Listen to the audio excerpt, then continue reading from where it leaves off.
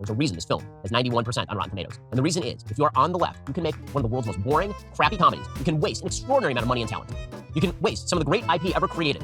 But as long as you slather it in a bunch of warmed-over glorious Steinem nonsense, the critics will just salivate over it. They'll pretend that this is an actual good movie. They're talking about beaching each other off. Ken says to another one of the Kens, I'm going to beat you off. I'm going to beat you off. I'm going to beat you off. I'm going to beat you off. Because it's like beat you off, but beat you off because it's like beat you off. This movie is not just a piece of shit. This movie is a flaming piece of dog piled atop an entire dumpster on fire, piled atop a landfill filled with dog. It is one of the worst movies I've ever seen.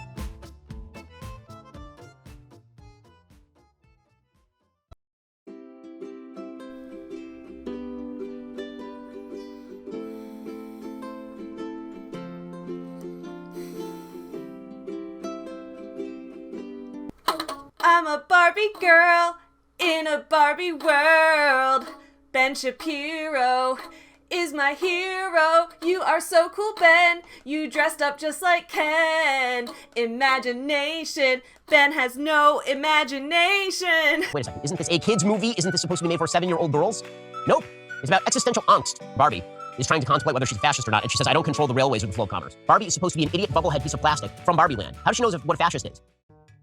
On July 21st, 2023, Barbie premiered in movie theaters across the world, leading to a US record-breaking weekend of $155 million in box office sales. According to NPR, these ticket sales broke a variety of box office records, including the biggest North American opening weekend of all time for a movie with a woman director, the highest number of ticket sales for a comedic film's opening weekend, surpassing the previously $85.9 million record, and overall just surpassing all expectations, including Warner Brothers' estimate of a $75 million opening weekend and the $110 million estimate from box office analysts. On July 27th, just one day shy of a week from Barbie's release, Yahoo Finance released an article claiming that Barbie was a major force in stimulating the US economy. As the article reports, Barbie and Oppenheimer have been such blockbuster movies that their impact appears to be showing up in economic statistics. Bank of America cardholders increased their non-gasoline spending by 1.9% year over year during the week ending in July 22nd, while spending in many categories fell, including online electronics, home improvement, furniture, and lodging. One area is surging: entertainment. Bank of America cardholders spent 13.2% more on entertainment than a year ago, easily the most out of any category tracked. That is a significant acceleration from the week of July 15th, when entertainment spending was up 4.9%. Barbie dominated the box office in its debut weekend, raking in $162 million at the domestic box office. Federal Reserve Chair Jerome Powell was even asked on Wednesday about how demand for Barbie and Taylor Swift concerts is impacting the broader economy. Simply put, Barbie has been kind of a big deal, and it's not that surprising considering how much hype this movie has gotten, both positive and negative. On the positive side, we saw lots of millennials, myself included, going to theaters in full Barbie cosplay, dressing up and taking photos for the movie as if we were back at the beginning of the Star Wars revival. I actually saw the Barbie movie twice, and both times I bought the last available ticket for each showing, despite buying both tickets days in advance and going on weeknights for both screenings. The movie, which coincided with special toy releases of collector's edition Barbies with an Uncanny Valley rendition of Margot Robbie's face plastered on there, plus new songs sampling Aqua's 1997 hit Barbie Girl, plus cosmetic companies releasing new shades of pink and products with special Barbie branding. The marketing of this movie was intense, to say the least. The hype was strong, and for some people the movie did live up to the hype, but for others the movie was a disappointment, and for some even worse. For some viewers, the movie indicated yet another step towards the downfall of Western society. There were the typical left-leaning feminist critiques of Barbie that there have always been, that the movie, while rooted in a girl power message, still presented the same unattainable feminine beauty standards that Hollywood has always been guilty of, that Mattel as a company shouldn't be including messages about women's rights, while just like every other huge company, they exploit women workers in their factories, and that Barbie is, at the end of the day, a huge corporate product, and that a major Hollywood studio film, especially one based on a household name intellectual property, is inherently capitalist by nature, and that any critiques of big business within the movie therefore must be purely performative. On the other side, though, we saw a lot of conservative-leaning criticisms of the movie as well. The second the movie released, review videos flooded my YouTube timeline. Videos with titles like Barbie is nuclear-level feminist nonsense that hates men and pushes gender ideologies onto children. Man-hating feminist trash. Barbie film full review. Barbie movie, super feminist garbage. And of course, the one we're going to talk about super in-depth a little later today. Ben Shapiro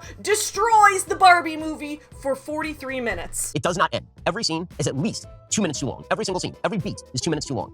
It is a bad film. Put aside the politics. Like, really, I was sitting there with a bunch of my producers. I'm a little bit more political than my producers. My producers were watching this, putting the politics aside. It is a bad movie. So why is it getting 91% on Rotten Tomatoes? Because the way that it works for the reviewers is if you have the right politics, and those politics are sufficiently slyly inserted, then it will get a 91% on Rotten Tomatoes, even if the thing is just dreck.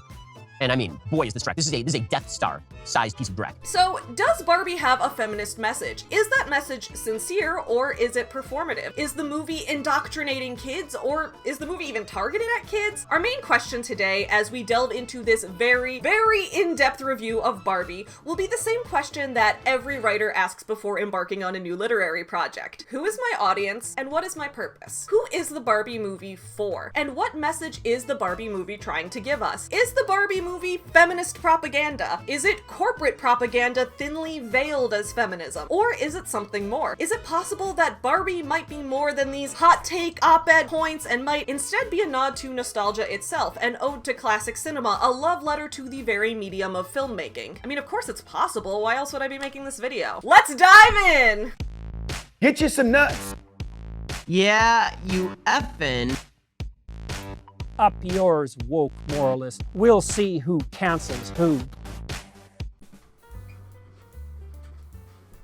What's up, my fellow small business supporters? I'm Savvy. Welcome back to Savvy Writes Books, where today we are going to be doing an in-depth literary analysis of the Barbie movie. But before we get into it, if you're new here, please don't forget to subscribe, because I put out new videos analyzing literature, talking about business commentary, and other great things like that pretty much every single week. Today's video is not sponsored, and because of that, I have a quick question I have to ask you. Do you like my dress? Do you like it? Do you like my dress? Do you think it's cool? Well, great news. I did the art for it myself, and it's now available on my merch website, hipsterunicorn.myshopify.com, where it is probably my favorite new release item, in addition to the same pattern being on a pair of shoes that I designed for my new August collection that just launched. So if you're interested in supporting this and supporting my boss babe daughter, Braylon Emily right here, who I have dressed up in a unicorn onesie to help me promote the Hipster Unicorn brand, if you would like to support that, it is all linked in the description below. Don't forget to check that out. And while we're at it, Braylon Emily, who was today's video brought to us by? Mom, boss babe mom, I think it was your Patreon supporters. That's right, Braylon, it was. Today's video was brought to you by my Patreon supporters. Thank you so much to everyone who contributes to my Patreon. Patreon supporters' names are up on the screen. Go ahead and take a look in the description below, where Patreon supporters who give $5 a month and up can link their own promotional items in my description below. And in addition to that, don't forget to check out my Patreon page if you're interested in exclusive bonus content, including weekly behind-the-scenes blog posts, discussions and tips about my own writing process and process of running a small business, and in addition, multiple times a month exclusive Patreon live streams where we react to trending topics, do things like that. It's a lot of fun. Wait, Savvy! I'm sorry, boss babe mom, don't you have something else you have to promote? You're right, Braylon, how could I forget? I'm literally holding you a toy right now, and this video is literally about Barbie, one of my favorite toys. And this channel is Savvy Writes Books, and wouldn't you know it, I just wrote a book about toys that just released last week. This is Conversations with My Puppet, a professional's guide to playful creativity, a book that I just released on July 25th, all about the different ways that playing with toys can help you grow as an entrepreneur or as a creative person, or whatever kind of work that you do. Playing with toys and tactile stimulation as an adult is a great way to get yourself inspired and motivated. This book is filled with personal anecdotes, journaling prompts, exercises you can do, all that kinds of fun stuff, plus tons of toy nostalgia, including Barbie nostalgia. Check it out, linked in the description below, if this book sounds like something you might be interested in. Thank you for your service, Braylon. Today's video will be broken into a few major sections. First, we're going to talk about Barbie herself, the history of her that led to this film. Then we'll delve into the ways that the Barbie movie alludes to, parallels, and in some cases even adapts and retells earlier films throughout history, and what those allusions reveal about Barbie's deeper messages. Third, we'll look at some of the most bad faith reviews reviews of Barbie, including the big one by Ben Shapiro, and we'll debunk the parts of those reviews that are wrong, but also acknowledge where the reviews do engage in good faith criticism and where are some places that the Barbie movie could have done better. And finally, we will have an overall discussion about the politics of Barbie and Barbie's impact on our culture and how that has evolved over the years. For this part of the video, I'm going to be collaborating with my friend Maggie Mae Fish, who also runs one of my favorite media analysis channels, so stay tuned for that. And of course, don't worry, I will warn you every time before I'm about to share a spoiler, and I will always give you a timestamp to skip to if you want to avoid spoilers. So with all of that said, let's jump into who is Barbie. Mattel, a toy company founded by toy designer and entrepreneur Ruth Handler, released its first iteration of Barbie in 1959. Barbie is an 11-inch tall plastic figure meant to roughly vaguely represent the form of a young adult human woman, a contrast to most other plastic human-shaped toys of the time, which tended to be things like little green army men, or for girls, roughly realistically proportioned baby dolls. Ruth Handler named Barbie after her daughter Barbara, citing her as the inspiration for a toy representing women. Later, Mattel released Ken, who was named after Ruth Handler's son, Kenneth, so let's not think too hard about the fact that real-life Barbie and Ken were siblings. While throughout the 1970s and beyond, Barbie received significant criticism from within the second wave feminist movement regarding her unrealistic waist-to-hip ratio, her impossibly long legs, and the overall perpetuation of supermodel-like beauty standards. Barbie was also celebrated by many feminists for giving children a female role model with a wide variety of career and life options. As the Encyclopedia Britannica page on Barbie says, despite complaints, many women who played with the doll credit Barbie with providing an alternative to restrictive 1950s gender roles. Unlike baby dolls, Barbie did not teach nurturing. Outfitted with career paraphernalia, the doll was a model for financial self-sufficiency. Barbie's resume includes, among other things, airline pilot, astronaut, doctor, Olympic athlete, and United States presidential candidate. Nor was the doll defined by relationships of responsibility to men or family. In 1974, Ruth Handler left Mattel after a series of investigations regarding tax evasion, for which the SEC ultimately fined her $57,000 in 1978. Handler, while pleading no contest to the crime, also claimed that her ongoing battle with breast cancer had made her brain hazy, and that her wonky financial reports were just an accident. Still, after paying her fine and serving 2,500 hours of community service, Handler founded another company called Ruthton Corporation, which manufactured prosthetic breasts for women like her who'd undergone mastectomies due to cancer. In 1991, roughly 10 years before her death, Handler sold her second company to Kimberly Clark. Meanwhile, even without Ruth Handler's influence, the Barbie brand continued exploding, especially throughout the 1980s and 1990s. In 2018, CNN Business reported that Barbie was the most important product to ever come out of Mattel as a company. As the article reports, Barbie, the company's best-known toy, will be crucial to Mattel's future. It's vital for the success of Mattel to have a healthy Barbie, said J.P. Eggers, Associate Professor of Management and Organizations at NYU Stern. If Barbie is not a healthy brand, Mattel's got virtually nothing to make them successful. Barbie, explained Eggers, is Mattel's most marketable property. It's just like Mickey Mouse and Spider-Man. And much like these Disney and superhero franchises, Barbie really had only one place to go next: a huge live-action blockbuster movie. Plans were originally announced way back in 2009 for a live-action Barbie movie, though the movie changed hands multiple times before becoming the final product we see today. Originally, Barbie was going to be produced by Sony, and Amy Schumer was going to play Barbie. Later, Anne Hathaway was cast as Barbie, and even later, Barbie was sold to Warner Brothers instead of Sony, after which Margot Robbie was cast as the final choice to play the lead Barbie. In 2021, Greta Gerwig signed on to direct the film, which she co-wrote along with her husband Noah Baumbach, a fellow screenwriter and director. Truly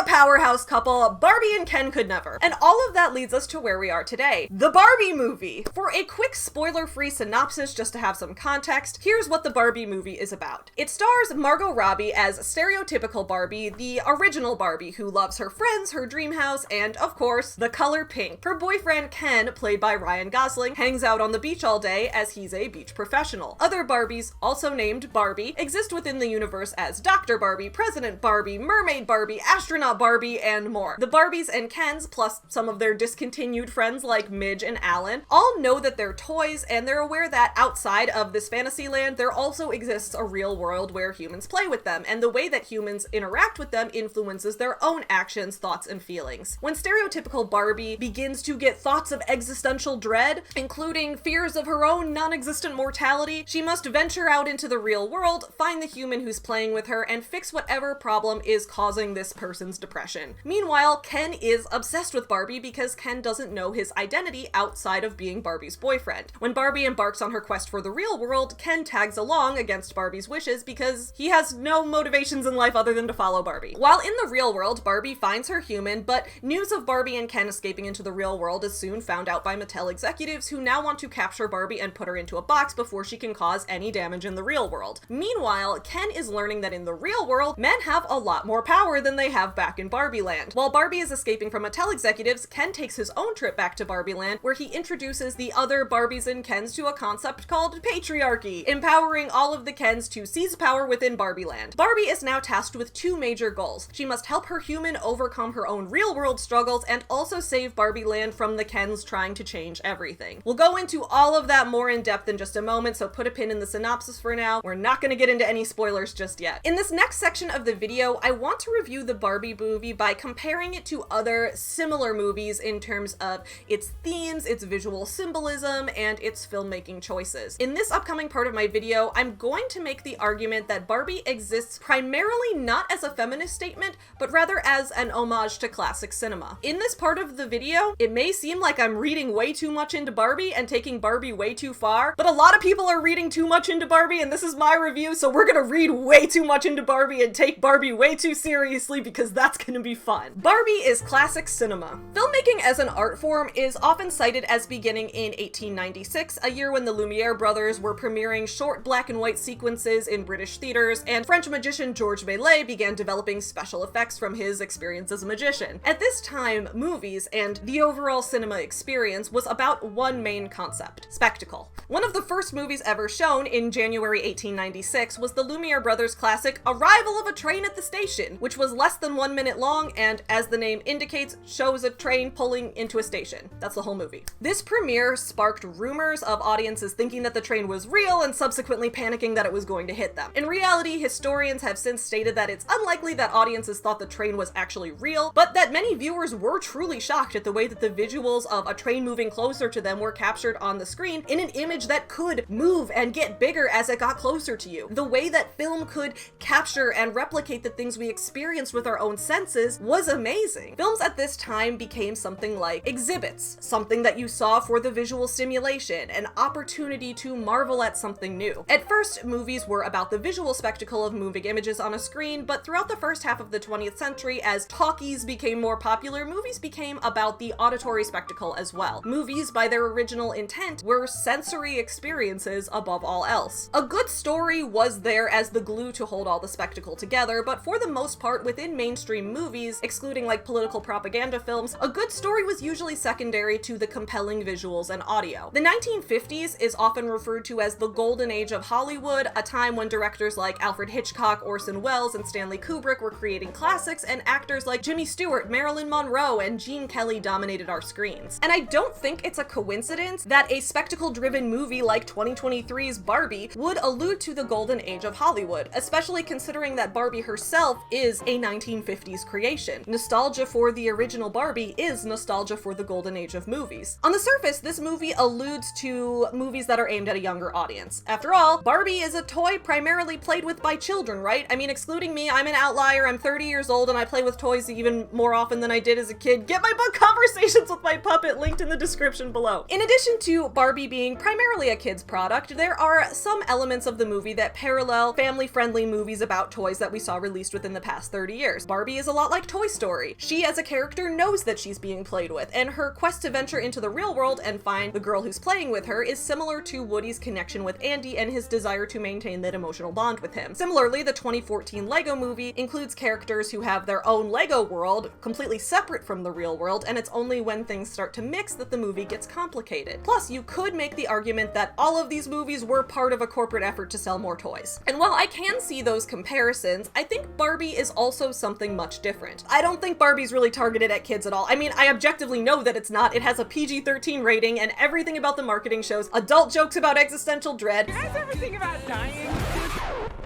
But I think that the message of Barbie goes much deeper than the comparison of the toy world and the real world, or the contrast of feminism versus patriarchy. A deeper look shows that the movie plays on tropes and visual elements from movies targeted at adults, especially within the realm of classic cinema. Barbie is an ode to important moments in the overall influential eras of cinematic history, and today we're going to be focusing on 4 of those eras: the 1930s, the 1950s, the 1970s, and the 1990s. And we will do this through examining Barbie's direct allusions to some of the most iconic films of those eras and what message Barbie is trying to convey by both embracing and subverting various tropes and visual elements of these films. First up, Barbie is a retelling of The Wizard of Oz. This is probably one of the most obvious comparisons, seeing as the Barbie trailer and early promotional items for Barbie included Wizard of Oz references that fans picked up on right away. I'm sure most of y'all have already seen The Wizard of Oz, but I'll give a quick summary to refresh your memory before we delve into the direct parallels to the Barbie movie. The Wizard of Oz is a 1939 retelling of L. Frank Baum's book by the same name. The movie stars Judy Garland as Dorothy and is known for being one of the first movies to release in color, though it wasn't the first movie to ever use the groundbreaking Technicolor technology. Its full-color visuals, elaborate sets, and realistic prosthetics immersed audiences in its visual storytelling. The movie opens on a sepia-toned farm in Kansas, where Dorothy is swept into a tornado that sends her into the land of Oz, a fantasy world filled with good and evil witches, flying monkeys, talking scarecrows, and more. While in Oz, Dorothy receives a pair of ruby slippers from Glinda the Good Witch, then sets off on a quest to find the Wizard of Oz, a magical being who can help her find her way back home. After a quest through a yellow brick road where Dorothy makes friends with the Scarecrow, the Tin Man, and the Cowardly Lion, all of whom have their own wishes for the wizard, they find the wizard in Emerald City, only to learn that he's just been a man behind the curtain all along. But shortly after, Glinda the Good Witch reveals to Dorothy that her ruby slippers held the magic in them to transport her back home. After repeating that there's no place like home, Dorothy clicks her heels together, allowing her shoes to take her back to her Kansas farm in the real world where she belongs. Fans soon noticed a lot of parallels between the Barbie movie and the Wizard of Oz, and some of these are pretty obvious. For example, we've got the real world and the fantasy world. There's Barbie Land, and then there's Los Angeles, where Barbie visits, just like Dorothy has Kansas and she has Oz. Interestingly enough, the Barbie movie somewhat subverts the direction of the Wizard of Oz, since in Barbie's case, the fantasy world of Barbie Land is her home, and the real world is what's out of the ordinary for her. Within the Barbie movie, we can see some visual nods to the Wizard of Oz sprinkled throughout. The Deck 2 in April 2023 article from E! News reads, "Fans were quick to point out what Wizard of Oz Easter eggs could signify in the new Barbie movie." The article then goes on to point out a few of these connections. To begin with, Barbie is spotted wearing a pink gingham dress similar to the blue outfit Judy Garland wore for her role as Dorothy, TikTok user Cat Quinn pointed out in an April 4th video. In another scene, Barbie drives down a pink road that fans thought resembled the iconic yellow brick road. Another Easter egg includes Barbie driving past a movie theater featuring 3 Wizard of Oz character posters and the building's marquee reading, "Now playing The Wizard of Oz." And in both of my viewings of Barbie, I picked up on all of these Wizard of Oz references and more. First, as mentioned, the Wizard of Oz is iconic for its use of color. While the movie opens in sepia tones, Dorothy's transportation to the magical land of Oz is marked by a transition to bright, vibrant colors. Similarly, the Barbie movie opens in muted brown, yellow, and beige tones. While not quite sepia, the movie's opening utilizes a similar color palette, as it shows a past before Barbie, back when little girls only had baby dolls as their only toy options. Barbie appears in this world, and shortly after, Barbie Land begins. We as the audience are transported into Barbie Land, a self-contained world filled with bright, vibrant colors, much like the Land of Oz. I want to be clear, the opening sequence, including the color choices, isn't meant to directly be a reference to the Wizard of Oz, because it's actually a direct parallel to 2001: A Space Odyssey, another classic movie, this one from 1968. The opening sequence is a direct recreation of this movie, even including the film's iconic score, which I will not play here for copyright claim reasons. However, as we'll see in this very video, the Barbie movie plays on elements of various different movies from the past all at once. While the opening sequence may be a direct homage to 2001: A Space Odyssey, I personally thought that the contrast from a beige and brown color palette to bright, vibrant colors also paralleled the trajectory that we see in The Wizard of Oz. When Barbie ventures from Barbie Land into the real world, we see the colors become muted once again. When Barbie enters real Los Angeles, the backgrounds are no longer composed of bright pinks, pastel blues, and metallic sparkly accents. Instead, the world is gray. Gray streets, gray construction sites, gray walls. Barbie and Ken, in their neon rollerblading gear, now stand out in contrast to the muted colors of the real world, much like how the Wizard of Oz real world of Kansas strips away all the colors that we see in Oz. But what I think is the biggest allusion to the Wizard of Oz comes from the imagery of red shoes as a symbol for home. Dorothy receives her ruby slippers once she enters Oz, the fantasy land. However, it's her red shoes that contain the magic that allows her to return return home. As a result, many of us have saved this mental image of tapping your red shoes together as a stand-in for the concept of returning home, for the concept of being grateful for where you came from. The Barbie movie plays on this imagery as well. In Barbie's case, she has pink heels. Pink being under the family of red as a color, plus pink heels being Barbie's most iconic shoe over the years. Just like Dorothy's ruby slippers are the focus of many shots in The Wizard of Oz, the Barbie movie spends a decent amount of time focusing on Barbie's pink heels, how she puts them on, how she takes them off, and the fact that once her human starts to experience existential dread, Barbie struggles to wear her usual pink heels because her feet are becoming flatter as her doll form reshapes. Once Barbie starts to notice herself being overcome by stress and existential depression, she visits Weird Barbie, played by Kate McKinnon, a doll who has been played with too hard, resulting in an uneven haircut, marker permanently stuck to her face, and legs that always rest in the splits. Weird Barbie kind of functions as Glinda the Good Witch, and also Morpheus from The Matrix, but we'll get into that a little later. Weird Barbie offers stereotypical Barbie two shoe options: her usual pink heels, which symbolize her home, her decision to remain within the fantasy world, or a pair of brown Birkenstocks to wear into the real world now that Barbie's feet are becoming flatter. Barbie wants to choose the pink heels. Pink heels, like red slippers, symbolize a return home, and Barbie wants to stay home, where she is in Barbie land, where every day is already perfect. However, it's only through venturing outside of her home and into the real world that Barbie can fix the issues that cause her feet to flatten in the first place. Meaning, if she doesn't go on a journey much like Dorothy's, Barbie won't be able to fit into her pink shoes. The pink shoes can be hers again at the end of the journey. So Barbie follows the pink brick road out into the real world, knowing the whole time that there is no place like home. I want to give a quick warning that a spoiler's incoming in a couple seconds here. Skip to the timestamp on screen if you want to avoid the spoiler, or if you're watching this during the live premiere, just mute the video and I'll tell you in the chat when it's safe. At the end of the movie, Barbie realizes that, much like Ken, she feels somewhat directionless in life. Ken needs to discover who he is without Barbie, but Barbie also needs to discover who she is outside of being a doll, a product. At the end of the movie, Barbie decides that now that she has seen the real world and she knows what more is out there, she wants to become human herself. If red or pink shoes symbolize home, and Barbie is now making a new home for herself in the real world, her shoes must reflect that. As Weird Barbie establishes earlier, the pink high-heeled shoe is for Barbie to wear in Barbie land, since as a toy her feet are shaped on an incline, but when her feet become flat as a real human, she is given Birkenstocks. But since pink shoes symbolize home, in the final scene of the movie, after we see Barbie become human, we also see her wearing a pink version of the Birkenstocks, having combined her symbolic pink shoe color as an indicator for home with the flat Birkenstocks that symbolize her as a human rather than a doll. Much like in The Wizard of Oz, the red shoes always take you home. Spoiler over! Much like I mentioned earlier, Barbie isn't just a retelling of The Wizard of Oz. It's an ode to multiple different eras of cinematic evolution, and for that we need to look into two more of those eras. The golden age of film, or the 1950s, combined with the golden age of 1950s nostalgia, the 1970s. Basically, what I'm saying is, Barbie is a retelling of Grease! Much like Barbie, the 1978 hit movie Grease was created to capitalize on the nostalgia of the 1950s. While Barbie was originally a 1959 doll, hence why the directorial and production design teams of the movie wanted to create the 50s film soundstage look, Grease was also meant to evoke 1950s golden age Hollywood nostalgia as well. An article published in the Oklahoman, published 23 years ago in the year of our Lord 2000, titled "Hit Musical Grease Satisfies Nostalgic Longings for the 50s," explains this concept really well. It says, Grease is a celebration not of what the 50s actually were, but an idealized vision of a simpler time. When Grease debuted, the United States was still reeling from the Vietnam War, and a musical that brought back the sights, sounds, and relative innocence of the Eisenhower era was welcome. There is little plot. Action centers on the burgeoning romance between Rydell High tough guy Danny and the demure new girl in school Sandy. The romance, Sandy's conflict between being a good girl and becoming a pink lady, and Danny's wild dreams of cool cars and wild women, set the stage for memorable Broadway hits including Summer Nights, Grease Lightning, We Go Together, and Beauty School Dropout. In times of uncertainty, we latch onto nostalgia. Nostalgia is a powerful feeling because, by definition, it's a homesickness for a home that we can't possibly return to, for the past. And we tend to glorify the past because the future brings us all closer to our eventual deaths. Just like Barbie says in the movie when she asks us, "Do you guys ever think about dying?" Existential dread tends to manifest in us the older we get, hence why we look at the past with rose-colored glasses. Or I guess in Barbie's case, pink sunglasses. It always feels like a simpler time because for us as humans, it's safer. It's farther away from our own mortality. The decade of the 2020s has been a time of massive uncertainty, to say the least. COVID lockdowns, global pandemics, financial crises, and extreme growth in US political divide, and more. are. And that could be a reason that nostalgia marketing has been so successful in the 2020s, why we keep going out to see the new Star Wars movie or the new superhero movie or whatever media is based on the thing we loved as children. Now, to be fair, as I mentioned before, the Barbie movie did first enter the conceptualization stage back in 2009, so I know that this isn't the entire story. But that is to say that nostalgia is a very powerful force,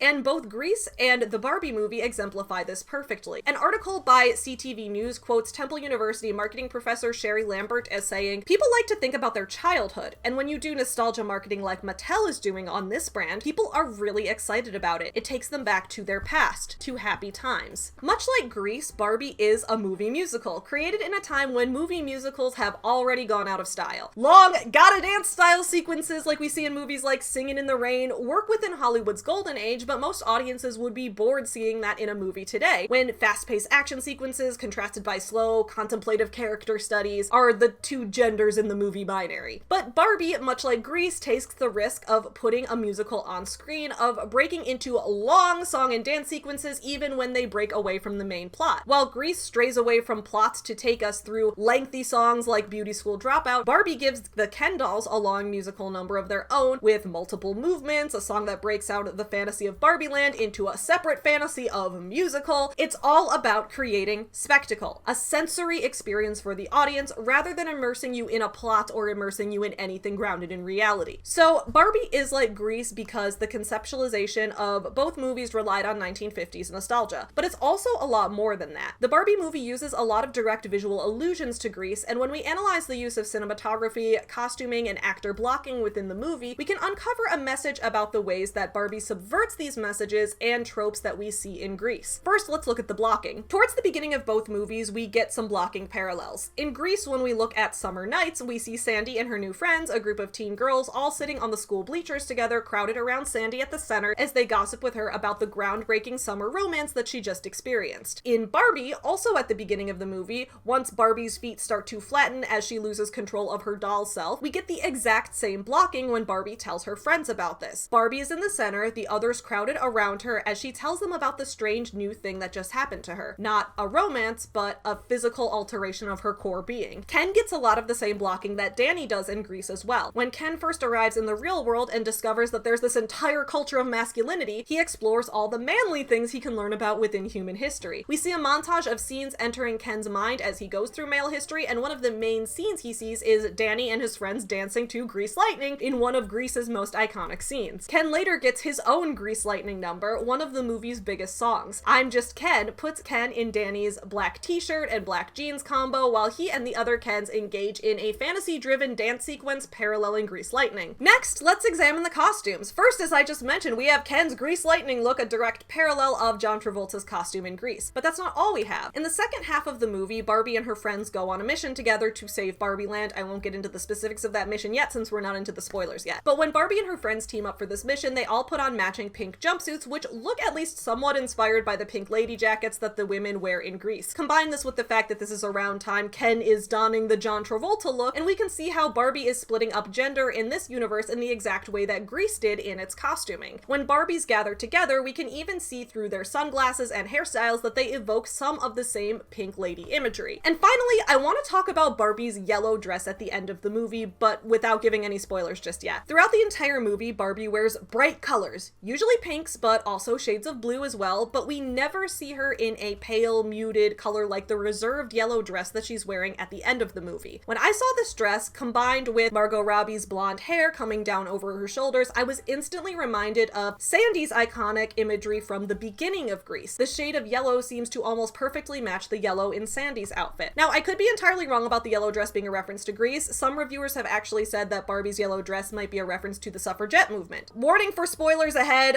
skip to the timestamp on screen if you want to avoid spoilers. An Insider article published July 25th reports, in the hyper-feminine world of Barbie, girls can do anything. Of course, in Barbie Land, they literally do every job from president to lawyer to Supreme Court justice. So it would make sense for the film to pay homage to the activists who fought for women's rights. Once the women have managed to reclaim control of Barbie Land, stereotypical Barbie undergoes a noticeable style change. She reappears wearing a modest yellow dress that stands in contrast to her previous pink heavy wardrobe. Given Greta Gerwig's reputation for meticulous attention to detail, it feels highly likely that Barbie's yellow dress is symbolic in some way. The color may also be a subtle nod nod to suffragettes who fought for women's right to vote in the US. Yellow became associated with the movement after suffragettes in Kansas adopted the state flower, a sunflower, as a symbol for the cause in 1867. According to the Smithsonian, supporters were urged to show your colors by wearing yellow ribbons, buttons, and sashes. The article also mentions that because in the moment where Barbie chooses to become human, the song played in the background is sung by Billie Eilish, who also wears a yellow dress in her music video. I personally think that the yellow dress is symbolic of multiple things, but here's why I also like the Grease interpretation. At the beginning of Grease, Sandy is a shy, reserved young woman who doesn't fit in with the pink ladies.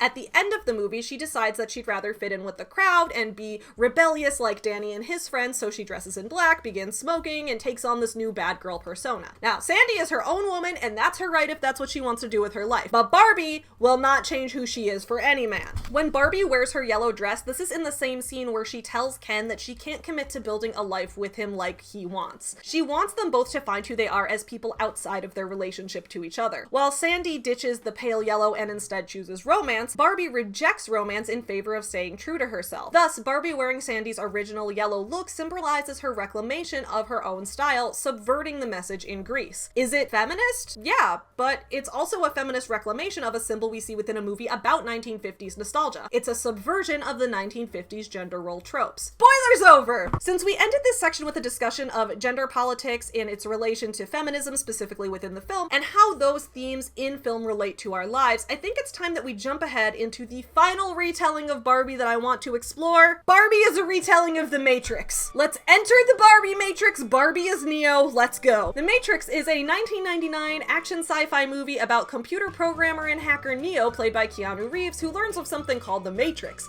He soon meets a man named Morpheus who offers him two pills, the red pill, which will show him the truth of the Matrix, or the blue pill, which will allow Neo to return to life as normal, forgetting all of this ever happened. After Neo takes the red pill, he wakes up to the real world. The Matrix is what he's been living in. In the real world, everyone's living far into the future, but their brains are kept inside machines that harvest humans' bodies for energy while simulating a reality to their minds that keeps them in the 90s. Morpheus, Neo, and the rest of their Matrix hacker friends now must bring the other humans out of the Matrix and into the real world to help their cause. I hope that summary was okay. I've seen The Matrix twice and I still just can't summarize this movie to save my life. I don't know why. Anyway, this is the exact same plot as the Barbie movie. The most obvious Matrix reference in this movie comes in the scene I mentioned earlier, where Weird Barbie presents stereotypical Barbie with two options. Take the pink shoe and live life as you have been, or take the brown Birkenstock and see the world for what it truly is. The shoes represent the blue and red pills. I believe in this scene, Kate McKinnon even quotes Morpheus's line like directly. Later, when Barbie is in the real world, a group of Mattel executives find her and they want to bring her back to Mattel headquarters to put her back in her box. Barbies can't just be running around the real world like they're humans. When Barbie escapes the executives' efforts to capture her in a box, she leads a chase sequence throughout Mattel's gray cubicles, running and dodging with Neo's agility. The chase leads her into a hidden office in the Mattel building, which, surprisingly,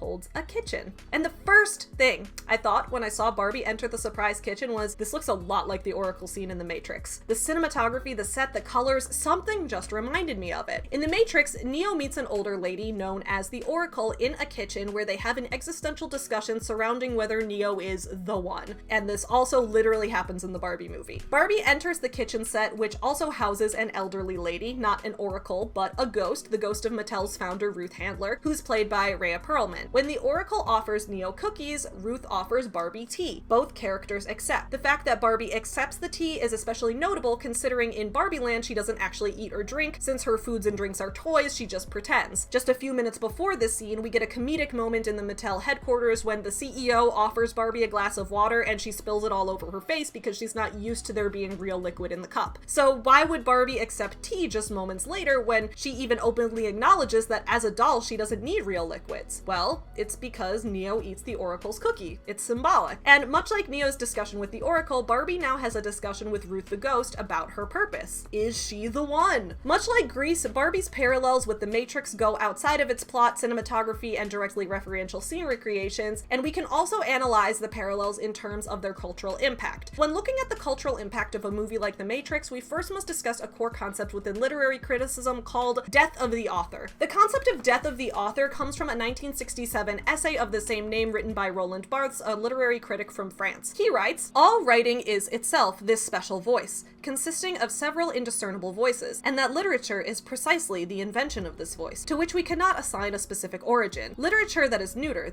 that composite, that oblique into which every subject escapes, the trap where all identity is lost, beginning with the very identity of the body that writes." Probably this has always been the case. Once an action as recounted for intransitive ends and no longer in order to act directly upon reality. That is, finally, external to any function but the very exercise of the symbol. This disjunction occurs, the voice loses its origin, the author enters his own death. Writing begins. The absence of the author is not only a historical fact or an act of writing, it utterly transforms the modern text. Or, what is the same thing, the text is henceforth written and read so that in it, on every level, the author absents himself. Time, first of all, is no longer the same. The author, when we believe in him, is always conceived as the past of his own book. The book and the author take their places of their own accord, on the same line, cast as before and after. The author is supposed to feed the book, that is, he pre-exists it, thinks, suffers, lives for it. He maintains his work with the same relation of antecedence as a father maintains with his child. Quite the contrary, the modern writer is born simultaneously with his text. He is in no way supplied with a being which precedes or transcends his writing. He is in no way the subject of which his book is the predicate. There is no other time than that of the utterance, and every text is eternally written here and now. Basically, this means that the author or the creator of any work doesn't hold absolute authority over that work's interpretation. If Greta Gerwig showed up at my house tomorrow and said, "Savvy, I never meant to make any Matrix references in the Barbie movie," that doesn't mean that the Matrix references weren't there. Even though she is the creator, she doesn't hold authority over my interpretation of a work. Once a creator puts their work out into the world, the meaning the work takes on, the influence that work has, may be largely out of their hands. Now, literary criticism is clearly not this black and white, and yes, there are many debates over how far we should take the death of the author concept. But the reason that I bring this all up here is that The Matrix is a movie directed by two transgender women, yet it's also the foundation that incels use to create a giant gender essentialist ideology known as the red pill. And this is important because this is both addressed and subverted in the Barbie movie, at least according to my death of the author informed interpretation of it. A 2022 article on the website The Conversation titled "The Matrix: How Conspiracy Theorists Hijacked the Red Pill Philosophy" explains the following. In the original Matrix, the protagonist is invited to choose between a red and blue pill. The red reveals the world for what it truly is, an artificial construct of machines which have enslaved humanity. The blue allows the protagonist to remain in a comfortable delusion, spared from facing the horrors beyond. This cultural motif is now a cornerstone of conspiratorial thinking. Red pill conspiracy theories follow the same basic logic. A nefarious enemy is working behind the scenes, having concealed their harmful activities from the population. By taking the red pill, believers wake up to this truth. To demonstrate, take the online manosphere, a loosely affiliated network of misogynistic groups united by a shared red pill conspiracy theory. They see feminism as having corrupted socio-political institutions and established a society structured to the advantage of women and the detriment of men. Feminism, or the myth of female oppression, is a means to trick men into accepting exploitation and ceding ever more power. In taking the red pill, manosphere adherents believe they awake to this inequitable world order. They see themselves as a resistance movement against it. So yeah, for anyone who's ever asked me why the anti-feminist communities call themselves the red pill, that's why. It's because of the Matrix. They think they're taking the red pill or waking each other up to the realities of the world, and that feminism was just the projected reality that Neo and friends were originally being indoctrinated with, and the real world is the one that men are the ones that are actually oppressed because women are inherently inferior and should have never taken men's power away. As Oscar Wilde and Aristotle have both said, life imitates art and art imitates life, and because of that, it's time to examine Barbie's commentary on the red pill through its parallels to the Matrix. In the Barbie movie, Barbie's moment of taking the red pill in the Matrix movie sense is going into the real world. However, when Ken goes with her into the real world, he is the one that gets red pilled in the gender ideology sense of the term. Ken wakes up to the fact that in the real world, men get to have power, whereas in Barbie Land, which is run as a matriarchy, women hold all positions of power, and Ken realizes that this is unfair. It's interesting in comparing this to a lot of manosphere red pill literature. It often starts off with someone like Jordan Peterson, an academic who a lot of young men feel like they can trust, who understands that a lot of young men feel directionless in life, unsure of their purpose. Then from there, they fall deeper down the red pill rabbit hole, bit by bit, until ultimately they're reading dumb bullshit like Why Women Deserve Less by Myron Gaines, the book I reviewed on this channel last week. Or they're listening to the Fresh and Fit podcast, or taking Andrew Tate seriously. But for most of these people, it starts with a lack of purpose, a lack of direction. And when people feel disenfranchised in some way, they seek power where they can. And this is exactly what happened happens to Ken in the movie. Ken has a basic incel arc. He's in love with Barbie, as the movie points out, and Barbie has a great day every day, but Ken only has a great day when Barbie notices him. Barbie is an independent woman who just wants to have fun and maintain a positive attitude. But within this fictional world, it's almost as if Ken goes into standby mode or briefly ceases to exist when Barbie isn't around. It's only after Ken visits the real world that he learns having his own identity is even a possibility. Before that, he believed the only way to gain purpose was through a woman's validation.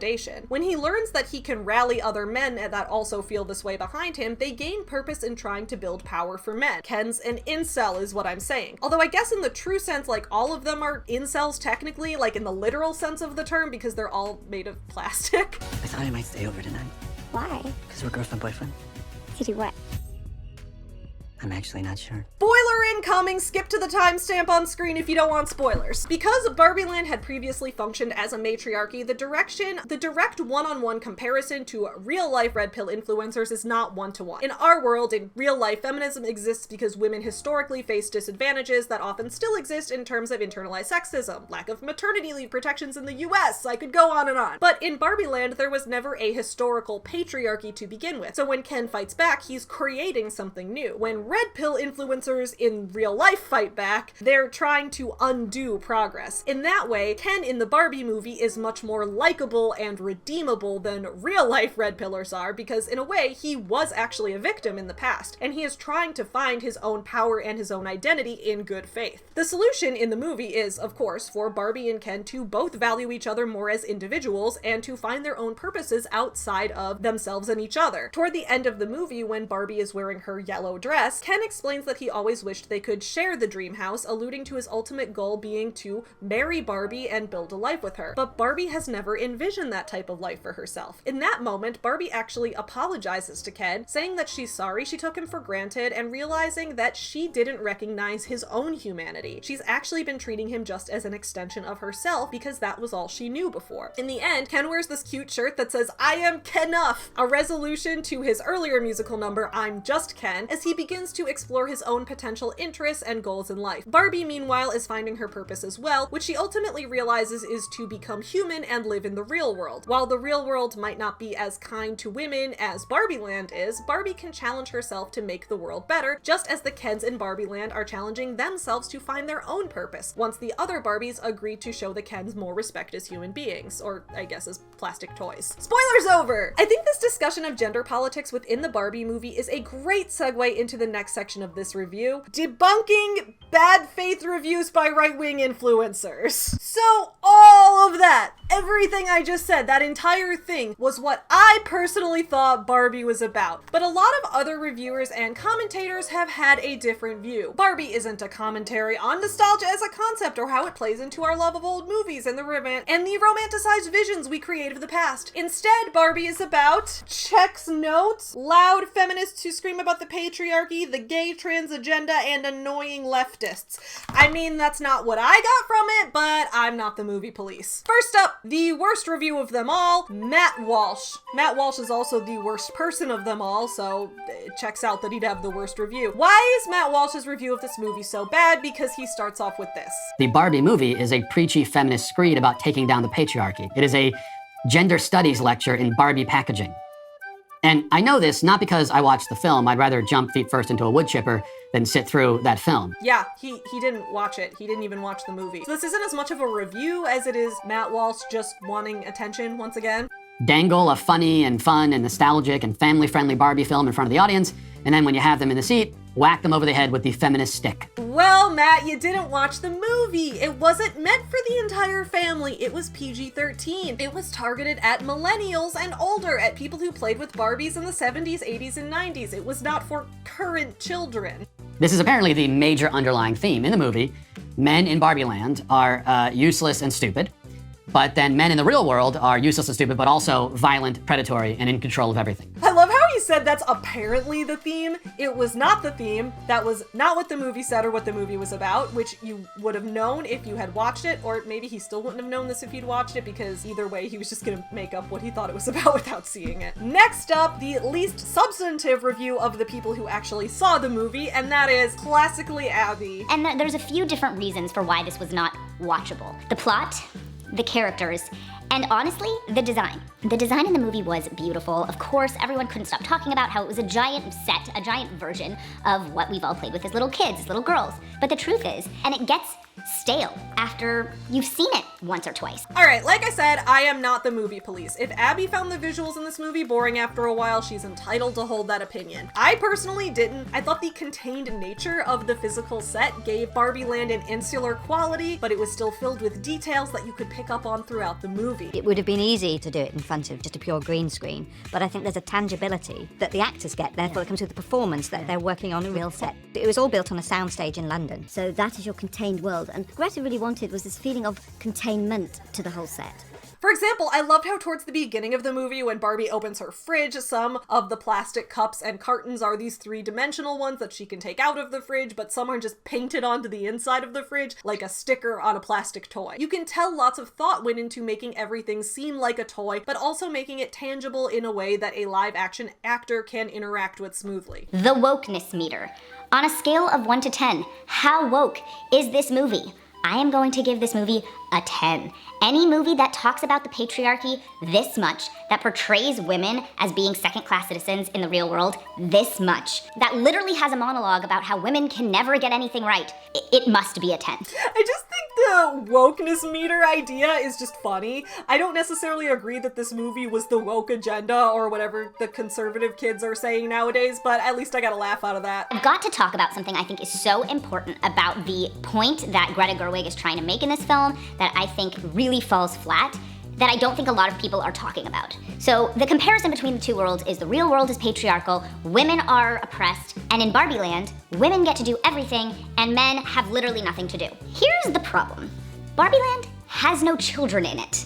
They don't have babies. Men and women in this scenario are actually sort of interchangeable. So men and women really don't have differing responsibilities in that world. The idea that in the best possible version of the world, women wouldn't have anything holding them back from holding all of these positions, and men would do nothing, doesn't make sense because in the real world, women who are not in the workplace find their fulfillment at home, find their fulfillment with raising children, and choose not to be in the workplace and choose not to go to the highest level of their careers. Okay, there's a lot to unpack here. First, again, I'm not the movie police. If Abby would have enjoyed this movie more had there been children in it, miniature Barbies and Chelseas and Kellys and Stacys running around Barbie Land, that's her choice. But it also would have been just a really different movie. I think the lack of children in Barbie Land makes a lot of sense since no one in Barbie Land ages. We see Midge, Barbie's pregnant friend, throughout the movie, with there even being a joke at the beginning about how Midge was discontinued due to the public finding a pregnant doll to be weird. Midge never has her baby, she's just perpetually pregnant. That's because no one in Barbie Land ages.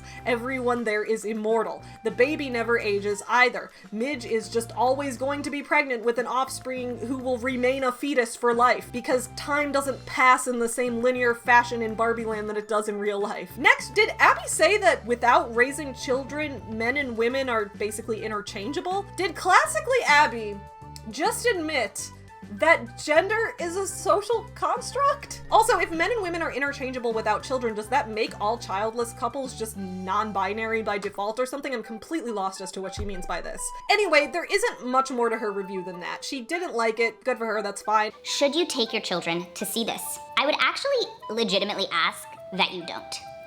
I think this is different than taking your child to see something that's just like not super fun, or maybe has some under the radar woke stuff. This is the kind of movie that would demoralize any young woman who doesn't know enough to understand that this is trying to brainwash them. I think her analysis that the movie was inappropriate for conservative kids or whatever was weird, since in a little bit we're gonna take a look at a review of another conservative woman, Brett Cooper, who actually enjoyed the movie. And the whole conservative mom reviews thing was kind of irrelevant too, since the movie was never made for kids in the first place. And it also never pretended that it was. It was always rated PG-13. It always had commercials that showed Barbie's existential angst. The trailer itself showed the beaching off joke, which was supposed to be a very blatant sexual innuendo. Like, this beach is a little too much beach for you, Ken. If I wasn't severely injured, I would beach you off right now, Ken. I'll beach off with you any day, Ken. Anyone who wants to beach him off has to beach me off first. I will beach both of you off. I'm lost as to how anyone could have thought this was a kid's movie. To be clear, if you're a parent and you took your kids to this movie, that's your choice. I just don't see how anyone thought the movie was trying to target kids or trick kids into watching it. The information was always very upfront about the content of the movie, movie, and parents had that information to make their own choice. Now it's time for the big one. It's time to explain point by point why Ben Shapiro did not at all understand the Barbie movie. A few days ago, Ben posted a video called Ben Shapiro Destroys the Barbie Movie for 43 minutes. It doesn't have the best ratio in terms of likes to dislikes, and a lot of the comments are calling Ben out for his weird bad faith interpretations of the movie. This review explains why Ben couldn't hack it as a Hollywood scriptwriter. He wants to be Ken, but he's just Ben. Anyone else find it ironic that this is a 42-minute video of a failed movie director and producer telling us why one of the top movies of this year is bad? I'm like 10 minutes in and he's already gotten multiple movie details incorrectly and doesn't understand that this is a movie for adults, hence the PG-13 rating. And my favorite, let's say hypothetically I'm a Barbie girl. Okay, let's even say that I'm in a Barbie world, right? So in this scenario, I would obviously know from personal experience that life in plastic is fantastic.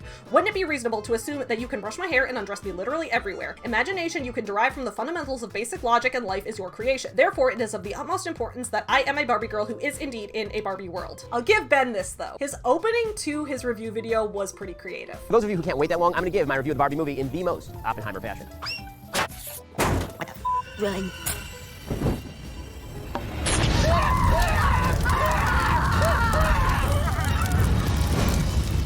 So whoever edits Ben's videos is pretty funny. In Ben's post about how his producers dragged him to this movie, he's dressed like Ken in his John Travolta from Grease look. And then throughout Ben's review video, he's dressed in Ken's denim look. Not gonna lie, I kind of like that. Is Ben Shapiro finally developing a bit of a sense of humor? If so, I'll give that to him. But his sense of humor is so utterly broken for the majority of this analysis of the movie that unfortunately that can only go so far. I begin with my generalized assessment of the movie. This movie is not just a piece of shit. This movie is a flaming piece of dog shit piled atop an entire dumpster on fire, piled atop a landfill filled with dog shit. It is one of the worst movies I've ever seen. On every possible level, it is a horrific movie. The only thing that can be said for this film is production design. Also, it's really hard to screw that up. It's really hard to screw that up because you literally have this to model after. All you have to do is this, but big, okay? It's really not tough. Every joke that happens in this film happens basically within the first 45 seconds of the film. So for example, Barbie turns on the water and there's no water. Ooh, because you know, like in Barbie house, there's no actual water. Do you get it? And then she drinks, but there's no actual liquid in the actual cup. Oh my God, because she's a Barbie doll. Oh, I get it. Okay, that's all the jokes. There are no more jokes for the rest of the film. The movie's a shit show. Okay, so conceptually, the movie is a shit show. I want to ask this. Who's the intended audience for the film? The rest of our entire discussion of Ben's review will probably contain spoilers, so if you don't want to hear any spoilers, just skip ahead to the next chapter timestamp of this video. Who's the intended audience for this film? So I'll tell you who the intended audience for this film is, and I can tell two ways. One, the previews on the film, and two, the people in the audience. So the intended audience for this film is moms and their 8-year-old daughters. That's the intended audience for the film. I know because the previews for the film were all kids movies. I'm talking like G or PG rated kids films. We're talking like Teenage Mutant Ninja Turtles or Trolls 4 or whatever it is. Those were all the previews, right? All the previews are actually directed at what the audience is supposed to be for this film. And if you look in the audience, it's a bunch of moms, like youngish moms, middle-aged moms, with their like 6, 7, 8-year-old girls. The movie was not made for little kids. If there were little kids in the theater, it's because their parents were okay with it, and you're all about parents having their individual rights to parental freedom, Ben. That was also just not my experience. I saw Barbie twice, remember, and I saw not one single child in the theater either time that I was there. Also, the previews before the movie weren't all for kids movies. There was one for an upcoming Teenage Mutant Ninja Turtles movie, which again, adults will like as well due to the 90s nostalgia for people in their 30s. The biggest trailer was for an upcoming raunchy teen comedy called Bottoms, and the superhero movie trailers that played were for the DC cinematic universe, which is known for being dark and gritty and more adult-themed superhero stuff. So I don't see where the marketing was targeted at kids. Putting the politics aside, it is a bad movie. So why is it getting 91% on Rotten Tomatoes? Because the way that it works for the reviewers is if you have the right politics, and those politics are sufficiently slyly inserted, then it will get a 91% on Rotten Tomatoes, even if the thing is just dreck. And I mean, boy, is this dreck. I honestly don't think Barbie movie fans are only liking it because of leftist politics. Remember, Ben's 10 years younger female clone, Brett Cooper, actually liked it, and she's super right-wing. On top of that, the entire analysis I did throughout this video of the movie had nothing to do with how I liked the movie's feminist message or leftist politics or whatever. It was about the set design, the cinematography, the actor blocking, and the ways that it played on classic cinema tropes. I think a lot of fans of this movie liked it for those reasons, not for the politics. But sure, pretend you can read my mind, Ben. We get a 2001 A Space Odyssey flashback. Which again, who's the audience for this? Like the reference points in this film, it references variously Marcel Proust, it references Robert Evans and the cinematography of Godfather, it references 2001 A Space Odyssey. This is a movie made for moms and their 7-year-old girls. There's a Citizens United reference. They say all of the members of the Barbie Supreme Court are women. And then they are speaking out at Citizens United, that corporations are not people. It's literally a Citizens United reference. Who is the audience for this? Who is the 7-year-old girl who's like, yes, I too have a very informed perspective on the Citizens United decision. Once again, these criticisms are reliant on the movie being for kids, which it wasn't. And we get a series of gay masturbation jokes. Again, it's an audience for children. They're talking about beaching each other off, right? There's a line where Ken says to another one of the Kens, I'm going to beat you off. Get it? Get it? You get it? Because it's like beat you off, but beat you off. And then they repeat that no less than 4 or 5 times in the span of 45 seconds. If I wasn't severely injured, I would beat you off right now, Ken. I'll beat you off with you any day, Ken. Anyone who wants to beat him off has to beat me off first. I will beat both of you off at the same time. Beat both of us off? Nobody's gonna beat anyone off. Bazinga. Because it's just such a great gay masturbation joke. You gotta go for it. I mean, what else will the 7-year-old girls in the audience think if you don't go for the gay masturbation joke on the beach? Clearly. So I'll agree with Ben on one point here, which is that I do agree that the beach off joke went on for too long. It was a funny pun that I like puns. I thought it was funny one time, but we didn't need to hear it so much. They kind of ran the joke into the ground, but the joke being inappropriate for kids is a weird criticism because, again, the movie's not for kids. But on the bright side, we have lots of clips now of Ben Shapiro saying beach off. I'm going to beat you off. I'm going to beat you off. I'm going to beat you off. It's like beat you off, but beat you off, beat you off, but beat you off, beat you off, beat you off, beat you off, beat you off. Gay masturbation, gay masturbation, gay masturbation. It's just such a great gay masturbation. Bazinga. We get black female president Barbie because this is, of course, the greatest of all possible worlds. So Kamala Harris, the Barbie version, is the president of the United States. Okay, Ben, I've got to say, this is a you problem. If you see a black woman being president and you think, oh my god, this must be Kamala Harris propaganda, that's on you. I did not think of Kamala Harris once during this movie. I actually don't even like Kamala Harris that much, but this video isn't about politics, it's about Barbie. Have you considered that the president in Barbie Land might be a black woman just because she is? If I was like, the president in real life is a white man, this is clearly sexism and racism, Ben would be like, what? He can't be a white man just because he is? What's wrong with being a white man? But when the president is a black woman, you're like, this is clearly a political statement about a specific person just because they share the same race and gender. Joe Biden is president in the real world cinematic universe. Real life is clearly a George Washington reference, as he is also a white man who was president. Race and gender are the only things you need to have in common with someone because we define everyone solely by those things. I thought Ben was against identity politics. Why can't you see the Barbie Land president just as the president? Barbie has irrepressible thoughts of death. So again, at this point, you might be thinking to yourself, wait a second, isn't this a kid's movie? Isn't this supposed to be made for 7-year-old girls? Nope.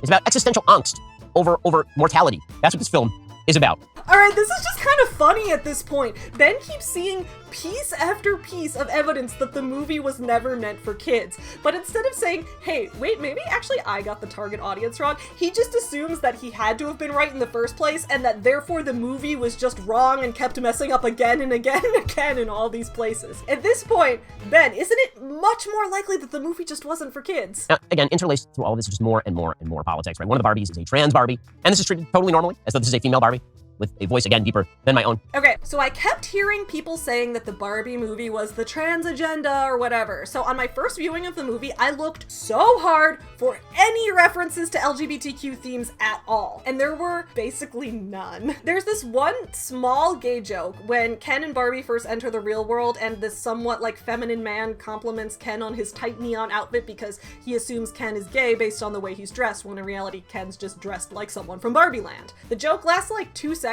and has absolutely no bearing on the plot. I looked so hard for just any trans references in this movie. I didn't find any. I tried so hard, so I found one that was an absolutely huge stretch that I don't even think was a trans reference. And that's when Barbie gets hit on by some construction workers in the real world. She responds by saying, I don't even have a vagina. But that wasn't actually a trans joke. It was just clearly a joke about how the toys don't have any genitals because they're plastic. Jokes about Barbies not having genitals are a tale as old as time. That is maybe the only thing that someone could even incorrectly misinterpret as being trans related. Then later, like after I saw the movie for the first time, I learned that Dr. Barbie is played by a transgender actress. I didn't even know who she was until after the first time I saw the Barbie movie. So when I saw it the second time, every time Dr. Barbie was on screen, I paid extra attention to see if there were any references to Dr. Barbie the character being trans. And there weren't. Not one. At one point, Ben accuses Dr. Barbie of having a deep voice, which I honestly think he's just saying to be rude. When Dr. Barbie said her first line, my first thought was that she kind of had a similar voice to Jennifer Coolidge, who's a cis woman. So that's all to say that I don't think being transgender or cisgender or anything like that even necessarily exists within Barbie Land, because the Barbies don't even have sex characteristics to begin with. Or if these concepts do exist, then it wasn't relevant to the movie and wasn't a point that was even addressed. What's really annoying is I always hear from people on Ben's side of LGBTQ issues that they don't mind queer people, they don't mind gay people or trans people or any type of the LGBTQ community as long as they don't make it their whole identity, as long as they don't talk about it nonstop, as long as they don't try to encourage kids to be those things, blah blah blah blah. But we know that's not true because in the Barbie movie we had a transgender actress playing a Barbie. Nowhere in the movie is it mentioned that the character is trans. 0 trans references are made in this entire movie, and yet The very fact that the actor, not even the character within the fictional universe, but the actor is trans was enough to make Ben mad. So it seems that Ben just doesn't want trans people to exist at all. By existing in the world without even talking about their trans identity, even without making any allusions to or indications of it, the very fact that someone is trans is enough to bother him. So thanks for the confirmation that you just don't like trans people, Ben. You might imagine at this point that the way the film is going to go is that Ken and Barbie are going to have to some sort of agreement about seeing each other as equal human beings. You might imagine that's where it's wrong. That's not where the film is going to go. You might have thought that what you were going to get was Ken gets treated with respect as a person, and Barbie gets treated with respect as a person, and that's a better. Nope, wrong. In the end, not to skip ahead, Barbie Land just gets restored, and men are still subservient. That's the best version of the world.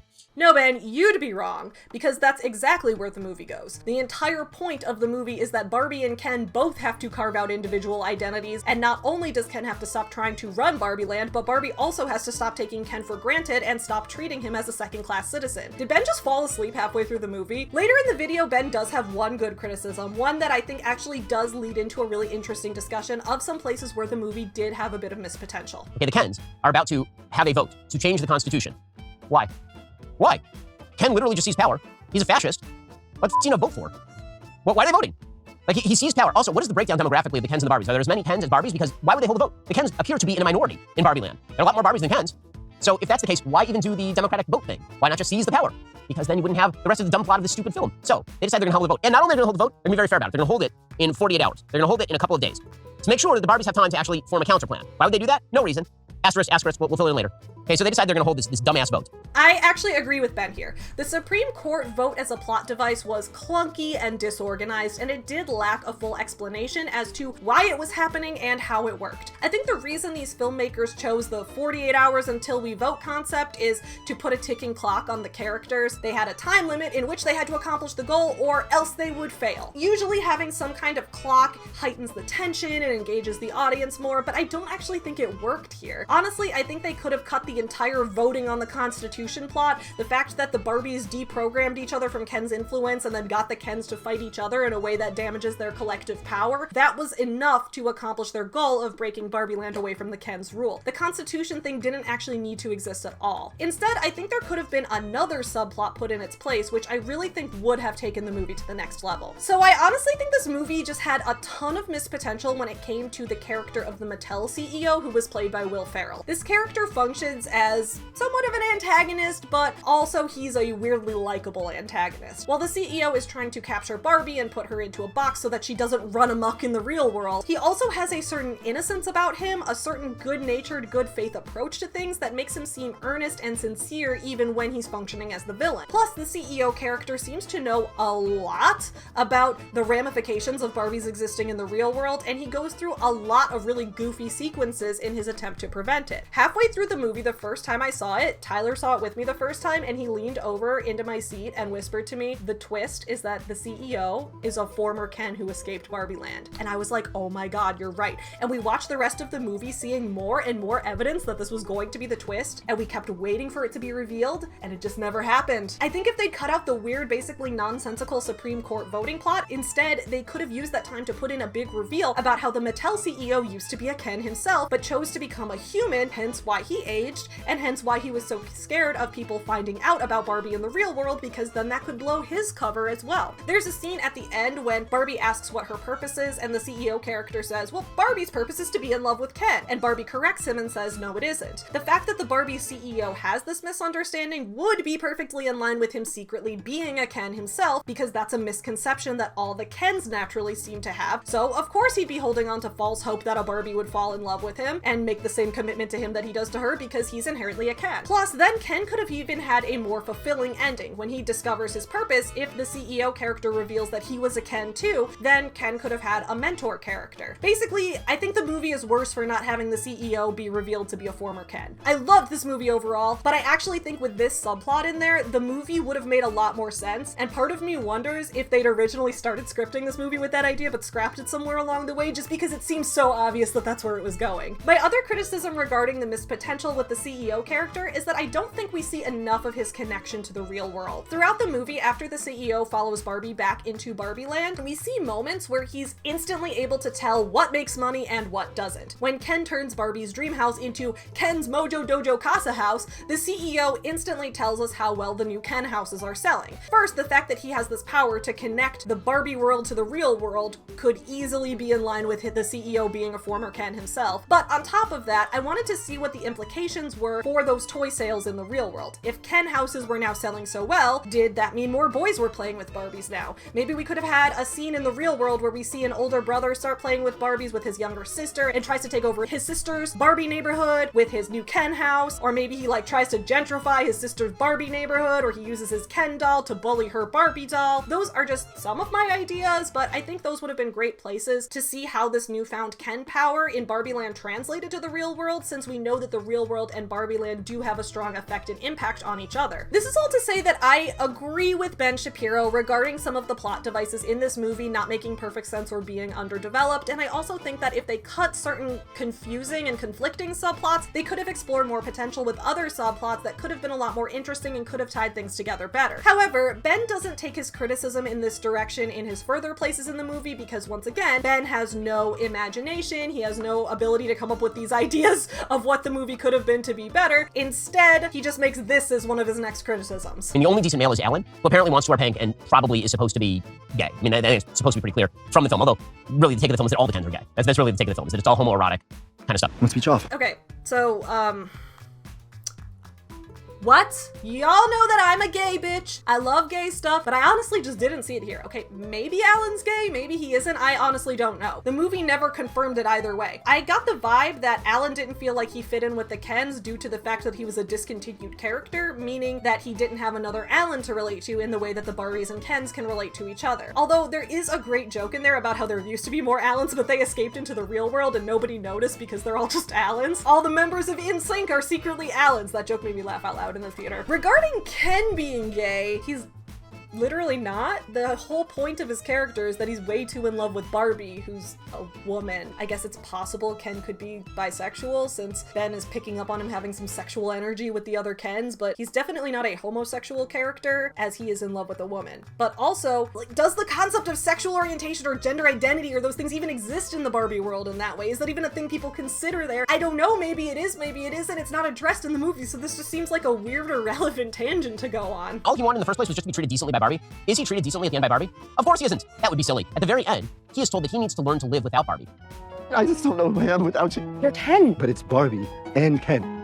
There is no just Ken. He who was literally created as a doll to be with Barbie, he needs to learn to be apart from Barbie, and she needs to learn to be apart from him, because atomistic isolation and loneliness is the best way to find fulfillment, ladies and gentlemen. It'll be best for Ken if he never sees Barbie again. It'll be better for Barbie if she never sees Ken again. Once again, we're going forward with my fan theory that Ben fell asleep halfway through the movie. Maybe it was his nap time or something. But the thing Ben wanted to happen at the end of the movie is literally what happened at the end of the movie. He's complaining that the movie didn't have something that it did have. Barbie directly apologizes to Ken for taking him for granted and invites him to spend more time at her dream house and realizes that the way she treated him was mean. She says this directly, out loud, explicitly. Don't know how you missed it. So we've learned early on in the movie, when she goes to the real world, she's catcalled by a bunch of construction guys, and she says, I don't have a vagina. And she, again, amazing line for your 7-year-old girl. She'll love it. So apparently, when she's turned into a real woman, she has now grown a vagina. So the first thing that she does is she goes to the gynecologist, because ladies, the apotheosis of your being is not motherhood. We got rid of that at the very beginning. And it's not being a wife or partner, because women are supposed to be apart from men. It is your vagina. It is that you go to the gynecologist. Ladies, this is what makes you the most human you can be, is that you go to the gynecologist.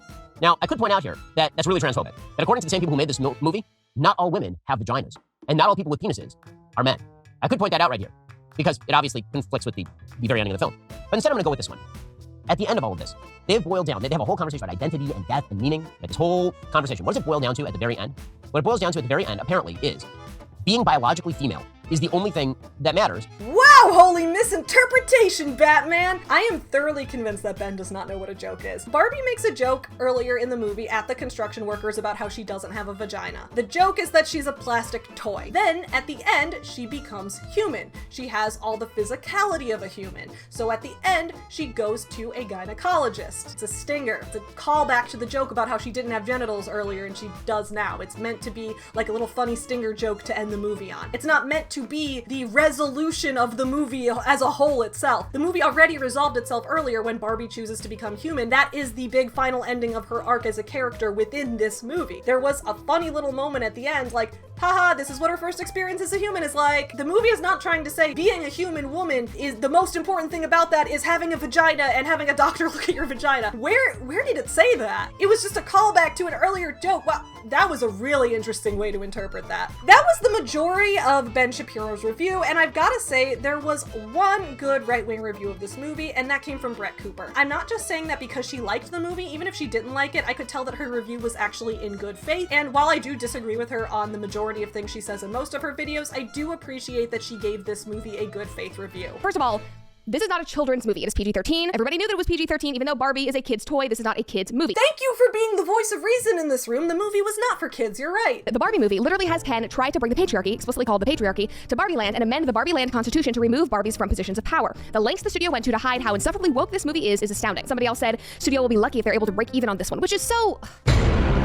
Come on, people. Barbie had the biggest box office opening weekend in all of 2023 thus far, and they had the biggest opening weekend of all time for a non-sequel, non-superhero movie. It's a big deal. Pretending like pop culture is not important because you don't care is why we lose. You cannot ignore the fact that pop culture is happening all around you and that it infiltrates every aspect of your life. That is just a naive take. I'm very sorry. Yes, there were many uses of the word patriarchy, and politics were on full display, but that wasn't necessarily a bad thing all the time. So this is the most sincere and honest I've ever seen Brett Cooper. At first, I was worried that she was just going to be a miniature Ben Shapiro because she looks exactly like literally a female version of Ben Shapiro, like they cloned his DNA or something, and she also talks a lot like him. Like, these two have to be related, right? Like, they're just, they have to be lying that they're not related, right? But she seems a lot more honest than him in her criticism of this movie, and so right now I gotta appreciate that. The rest of it felt like a very over-the-top satire and a comedy. One person said, Barbie is one of the best pieces of satire right now, and it's funny seeing reviews not understanding its concept. Oh my god, I love that she's just explaining to Ben Shapiro what a joke is here. I think Ben took this movie extremely seriously, to the point that I don't think he even realized what was meant to be there for fun versus what was meant to be said in a serious way. I honestly think it's strange that the Barbie movie became such a politically divisive topic. It's weird that I was so shocked seeing a conservative influencer enjoy the movie, because at the end of the day,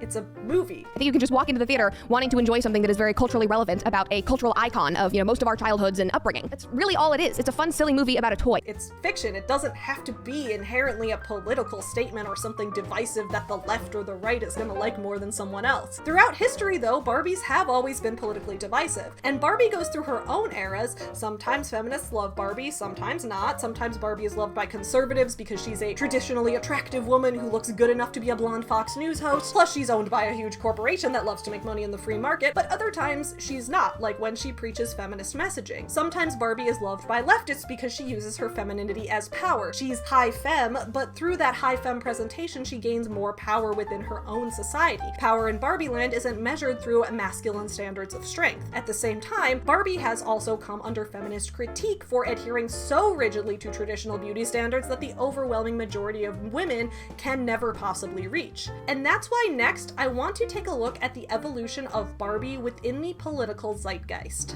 Hey everybody, I am here with Maggie May right now. I love your YouTube channel. I love your media reviews and movie reviews in general, so I thought this would be a great video for us to collaborate on. So we're gonna be talking today about like the various like political implications of Barbie, some of the ways Barbie's been criticized over the years, some of the ways that she's been celebrated, the complexities of those entire things. There's this whole idea, and I was always against this idea. There was this whole idea that Barbie is going to give little kids this bad body image, that it's perpetuating these unrealistic beauty standards. I never personally found that to be true. When I was a little kid, I was not pretty. I had Barbies, and the fact that I had this doll who was like, I wasn't blonde yet either, I'm not a real blonde. So she's this beautiful blonde woman who's very thin and has this very like hourglass figure and all that stuff. Like, it just never even registered in my head. Because I think what people who analyze these things neglect to think about is the fact that kids are weird, and when kids play with things, they play with things in a weird way.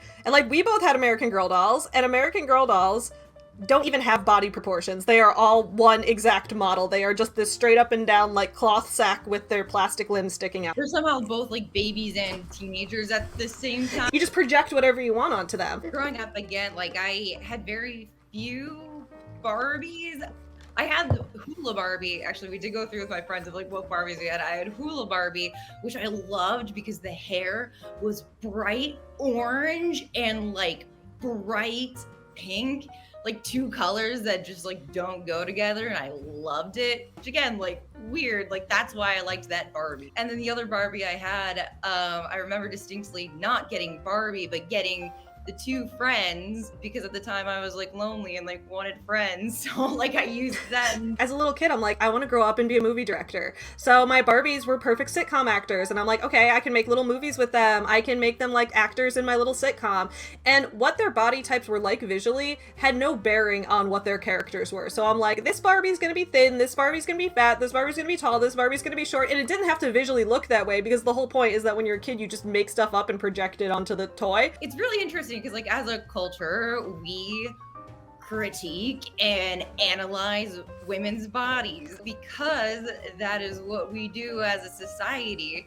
It makes sense that we project that onto our toys as adults, but as kids, like we don't do that. Like as kids, you have to be taught that your body is wrong. You have to be taught that being fat is looked down upon in society. These things are not like inherent truths. These are things that kids pick up on. So, I mean, Barbie did not give me an eating disorder. What like contributed to that in high school was at tabloids, you know, running these stories about young teens that we looked up to a year ago and now are having mental health issues, and so now they're bad because they're not pretty, you know.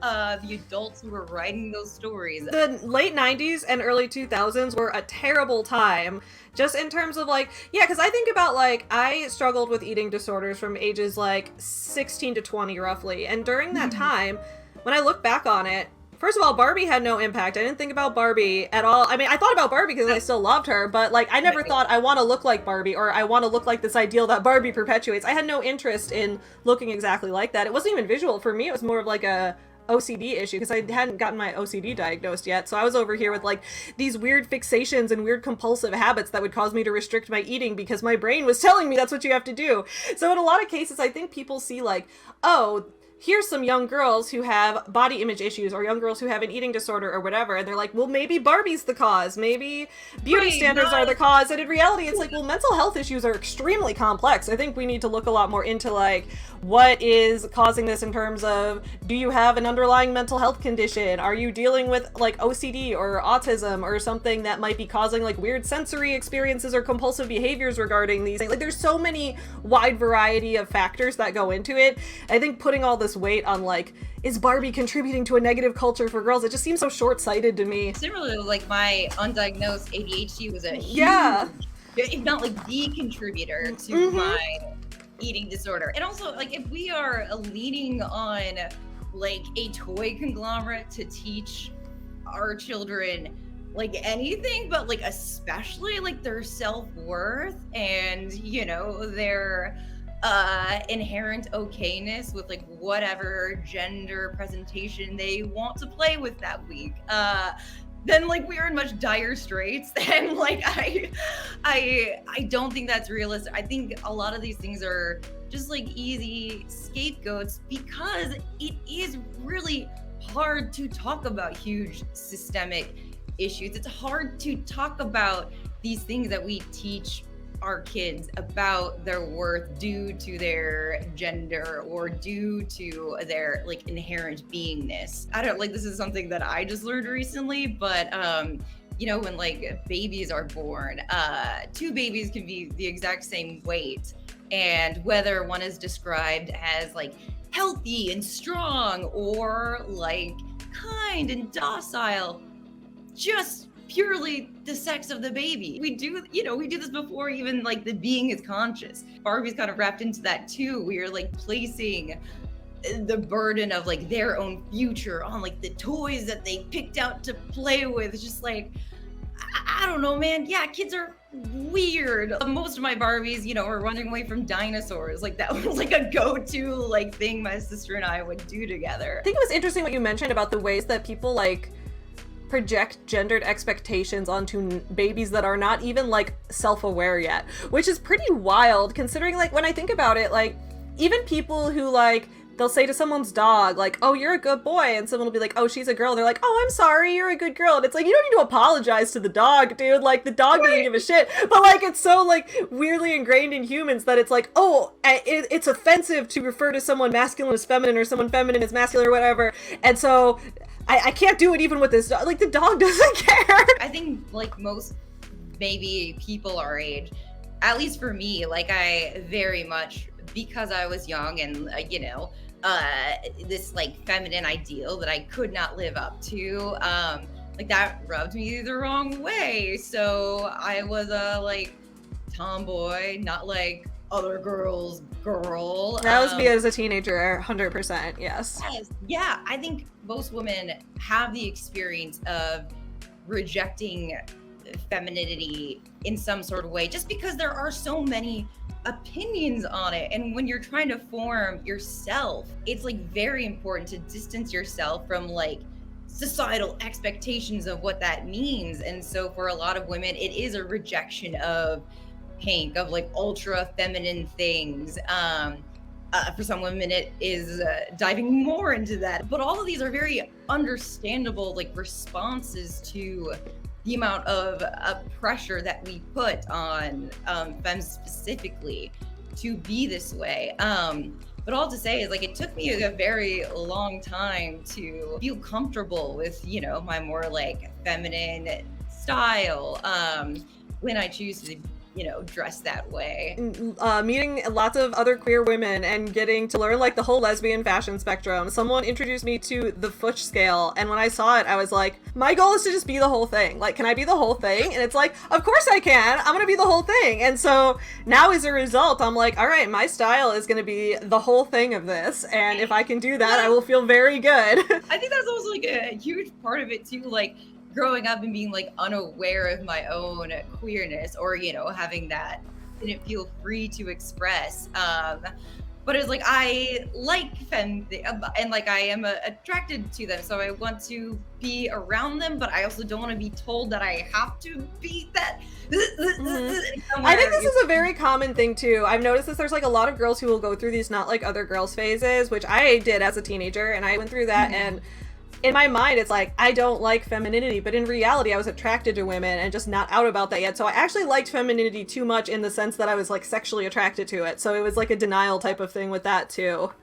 Absolutely. It's like a way to, again, kind of feel safe from a thing that is like told that is not okay. When we talk about these things, it's very interesting because I think there is a very deep, maybe not deep, but I think there is a ubiquitous cultural understanding of why men may act the way that they do. Like, we kind of understand patriarchy, we understand misogyny as a tool within patriarchy, but I think oftentimes we don't understand women's responses to misogyny and patriarchy, and a lot of that is due to storytelling and how often women are sidelined. Marginalized people in general have less of an ability to be understood from where they're coming from. And so a lot of times when, you know, things will happen with women, like not like other girls, and like rightfully so, women criticize each other for it.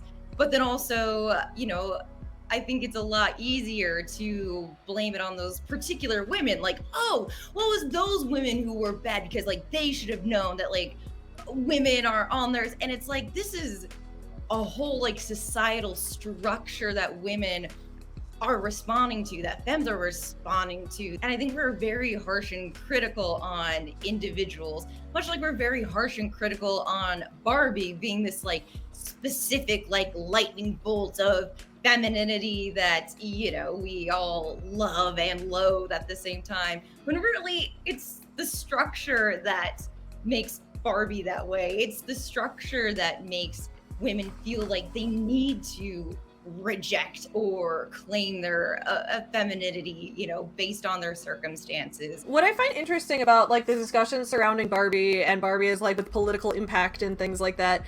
This is kind of like, I made a video recently talking about the Ron DeSantis versus Disney war that's been going on for a while. And when you have something like corporate that becomes politicized, it becomes very weird because like in that video, my main point where I'm talking about is like, okay, Ron DeSantis doesn't like Disney, and he's been having issues with Disney opposing his Don't Say Gay bill and things like that. So as a result, people are framing this issue as like Ron DeSantis is LGBTQ enemy, which he is, but then that Disney is the ally. And I'm like, but Disney also has not been an LGBTQ ally throughout history, and that's one of the things I go through in this video where I'm like, Disney's a giant corporation. Like, is this some 4D chess move to get the leftists to side with a corporation? Like, I don't know.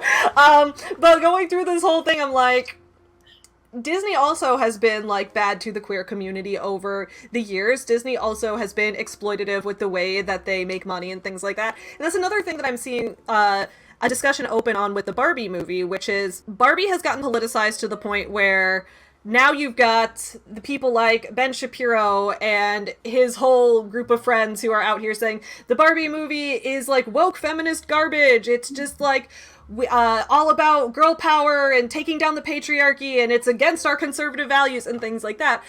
But then you have also people who are on the left side of things saying more like, I don't think that means I need to simp for the Barbie movie because Mattel at the end of the day is this huge corporation. They have had issues with exploiting women in their factories and like having bad working conditions. So like, who are they to talk about women's rights? And it gets me wondering, like, what are your thoughts on like that whole elements of the discussion as well? Both things are true.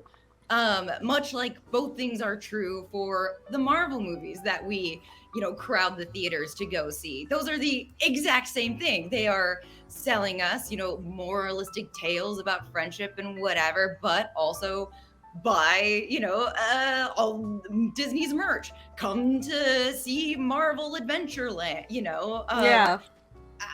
But also, I do think that people are smart enough to separate the two. At least I hope they are. At least people our age. You know, I think so. I think holding both at the same time is something that we should get better at doing. And that yes, it may be a message that one like pisses off Ben Shapiro, which is hilarious and funny, and it's okay it's to very think funny. That's funny. Yeah, it's okay that like your mom cried during the Barbie movie. Like, it's okay that for some people this like might be the first time that they're like learning about patriarchy, which is like very sad to think about, but absolutely for the vast majority of the Midwest, as we come from, I mean that there are so few films that even address women's point of view that I think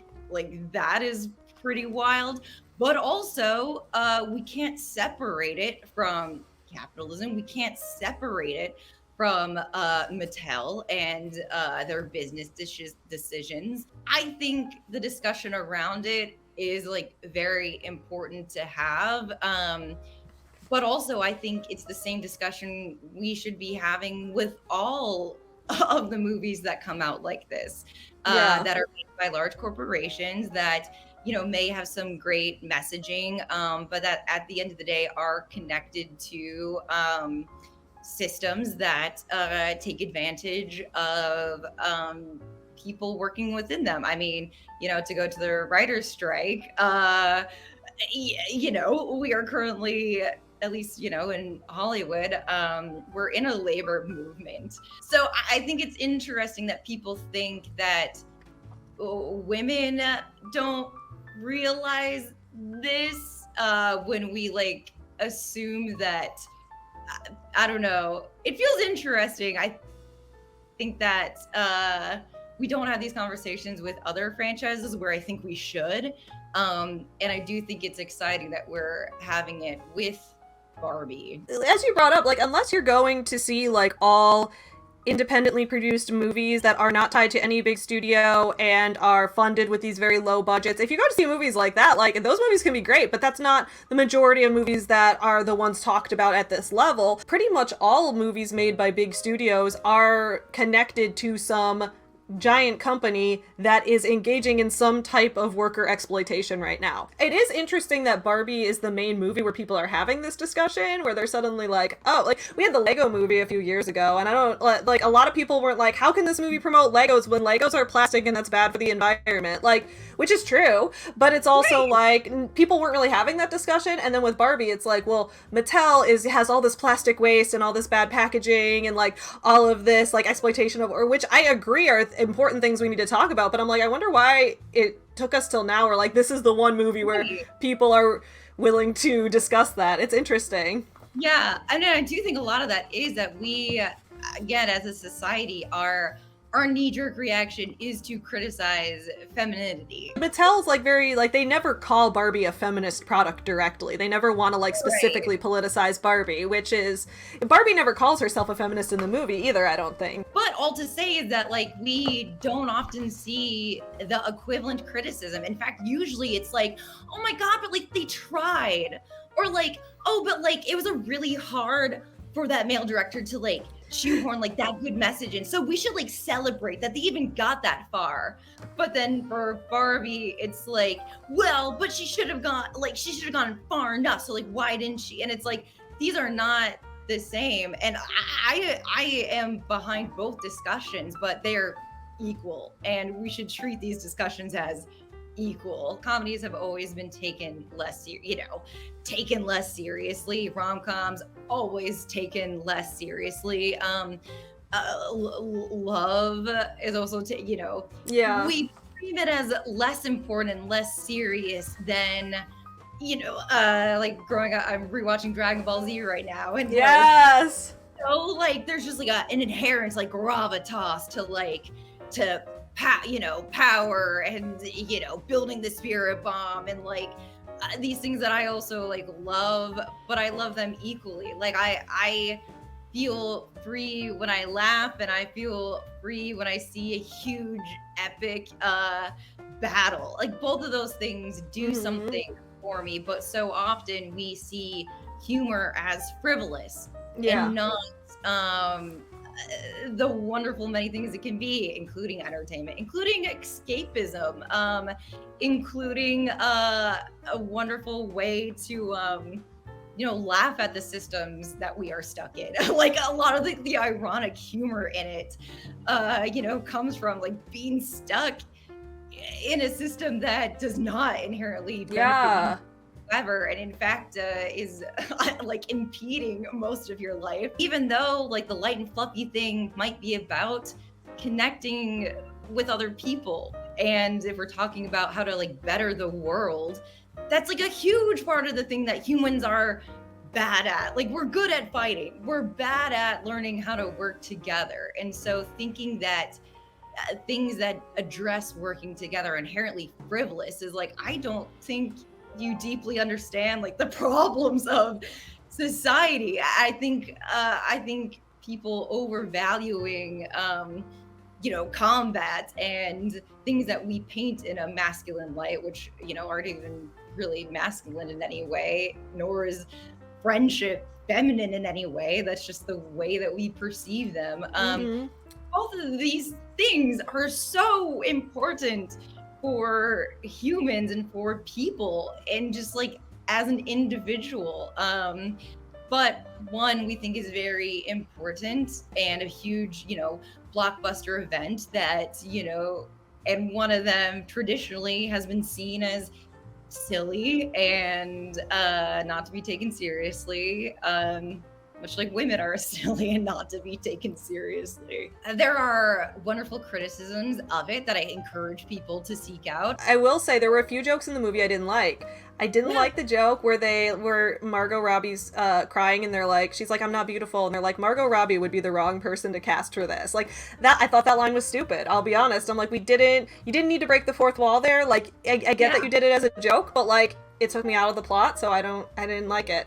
There's another joke where they make a joke about men liking the Zack Snyder cut or whatever, and I'm like, that's funny, but also what I liked about this movie was how timeless it was in terms of its visual style. That is a very right now joke, and I feel like that's gonna date the movie when it doesn't need to be. Like, everything else about it is very timeless. The other thing I want to say is when I was preparing for this, Kat Black's video on Barbie, I think I need to watch that. I just saw that it released. I just got the notification. Yeah. It's great. I'm very excited to watch Kat's video. I think she always does a really good job in terms of like being very looking at every angle in her analysis. She doesn't ever seem to miss anything. The other video I saw that I liked was the video by Verily Bitchy.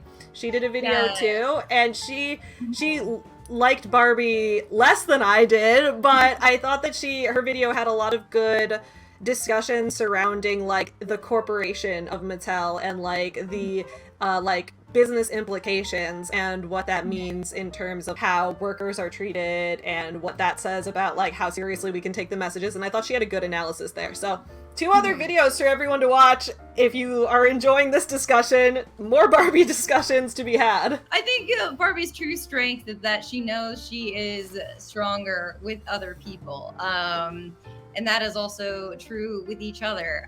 No one singular person can sum up the Barbie movie. Everyone has a different like experience based on their own life experience with Barbie, their own life experience in relation to the themes that she represents and the ways that she was created and all those things. So everyone's going to have a little bit of a different take on the movie, and that's why I like that it's sparking so much discussion. I think it's been really cool to engage with all of that. Everybody, subscribe to Maggie's channel. I will link it in the description below. Thank you so much for having this discussion with me. So what is this giant review video getting at?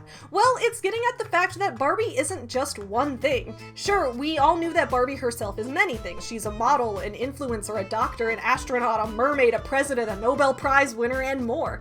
But Barbie, the movie, is many things as well. It's not just feminist propaganda, nor is it the woke agenda. It's got some feminist messaging, sure, but it's also just got a beautiful nostalgia for the past that's usually loved by the more conservative leaning people. It romanticizes the 1950s, the past, in a way that conservatives usually love. Barbie glorifies the movies of the Hollywood Golden Age. It takes us back to the era of soundstage musicals, and it calls back to an earlier period of film when directors emphasized style and spectacle over substance. But it's through that very analysis of the movie spectacle that we can find what that substance is. So what did you guys think of the Barbie movie? Let me know all your thoughts in the comments below. I will see you guys again later on for more videos, but in the meantime, keep supporting small businesses. Check out Conversations with My Puppet and my new hipster unicorn fashion release for August in the description below.